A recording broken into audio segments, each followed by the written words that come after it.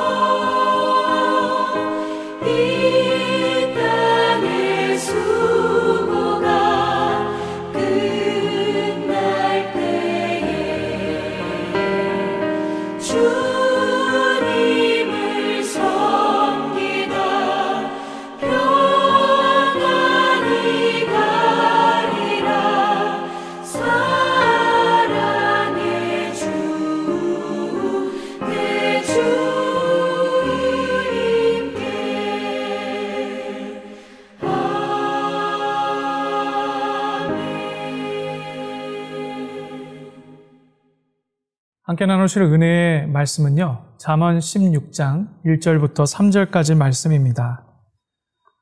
마음의 경영은 사람에게 있어도 말의 응답은 여호와께로부터 나오느니라. 사람의 행위가 자기 보기에는 모두 깨끗하여도 여호와는 심령을 감찰하시느니라. 너의 행사를 여호와께 맡기라. 그리하면 네가 경영하는 것이 이루어지리라. 아멘. 벌써 오래전 일이지만 동서양의 사회에 불어온 명상과 이를 통한 웰빙으로 나아가는 길에 대하여 많은 자료와 유튜브의 영상들이 매일마다 쏟아져 나올 때가 있었습니다. 물론 지금도 정신적으로 육체적으로 자신을 수련하고 수양해서 지금보다 더 나은 윤택한 삶을 살기 위해서 이를 소개하고 또 따라오게 하는 여러 미디어들의 광고 내용들로 넘쳐납니다. 그런데 이러한 정보들 중에서 사람들에게 항상 공통적으로 제시하는 용어 중에 몇 가지가 있는데요. 그 중에 한 가지가 바로 경영이라는 단어입니다. 정신을 경영하고 육체를 경영하고 마음을 경영하라는 등의 단어들을 한때 많이 접하곤 하였습니다. 경영이라는 단어는요, 사람들로 하여금 일을 효율적으로 효과적으로 수행하게 하는 활동이라고 정의할 수 있는데요.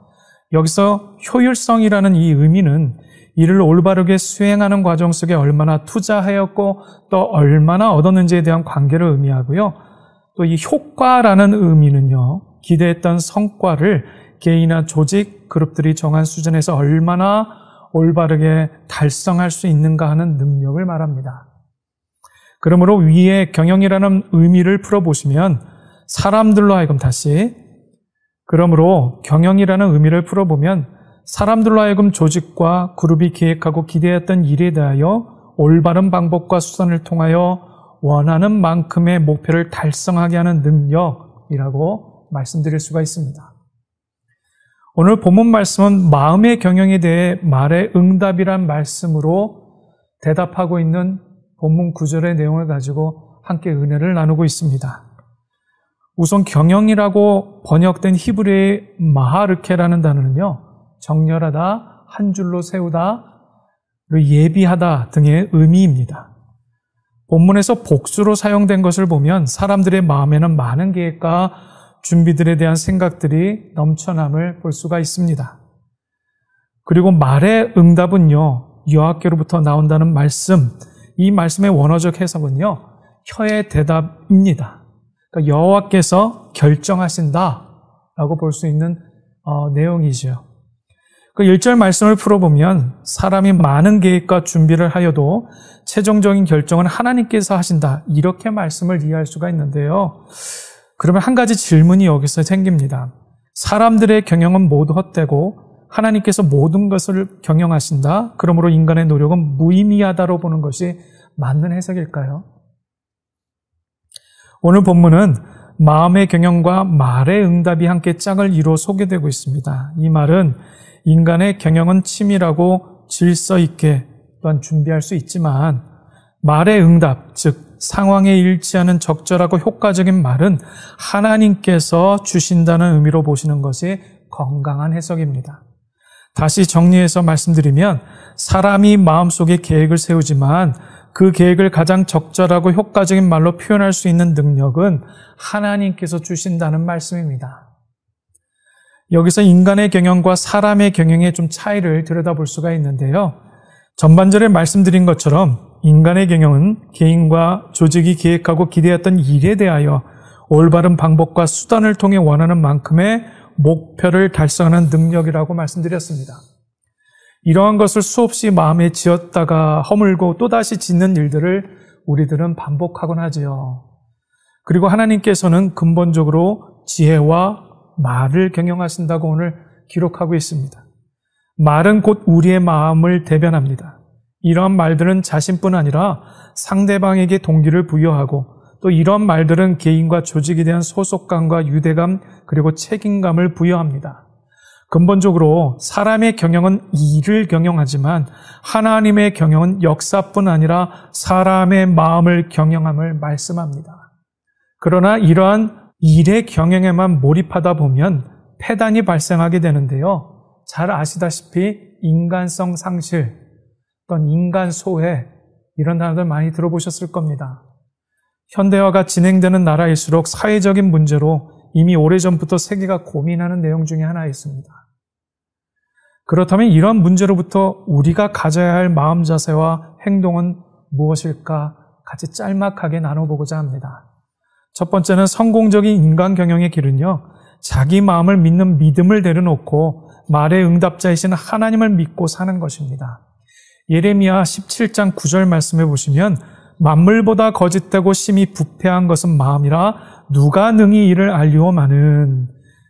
예레미야 선지자는요, 만물보다 거짓되고 심히 부패한 것이 인간의 마음임을 말씀하고 인간의 마음을 믿는 것은 어리석은 일임을 가르쳐주고 계십니다. 사람들이 실패하는 이유 가운데 하나는요, 창조주 하나님께서 주시는 절호의 기회들을 자신의 이기적인 욕심과 마음을 믿는 악한 습관으로 인해서 그 기회를 사용하지 못한다는 점입니다. 그리스도인들은 늘 깨어서 영적인 판단력을 가지고 있어야 되고요. 더 풍성히 품고 있어야 되는데요. 그렇게 풍성하게 갖고 선용해야 함에도 불구하고 보통 이러한 훈련이 되어 있지 않아서 주어진 귀한 기회를 선한 목적으로 사용하지 못하는 일들이 참 부지기 있습니다. 여기서 강조하는 경영은 마음의 경영으로 영적 판단력을 재충전함과 동시에 하나님께 맡길 수 있는 신뢰와 믿음, 그리고 이를 통하여 하나님의 마음을 시원케 해드리는 삶을 살도록 하는 것입니다. 그러므로 그리스도인들의 마음은요, 하나님의 영적인 연단을 통해서 바르게 경영되어야 하고요. 또한 하나님의 살아있는 말씀으로 반드시 경영되어야만 합니다.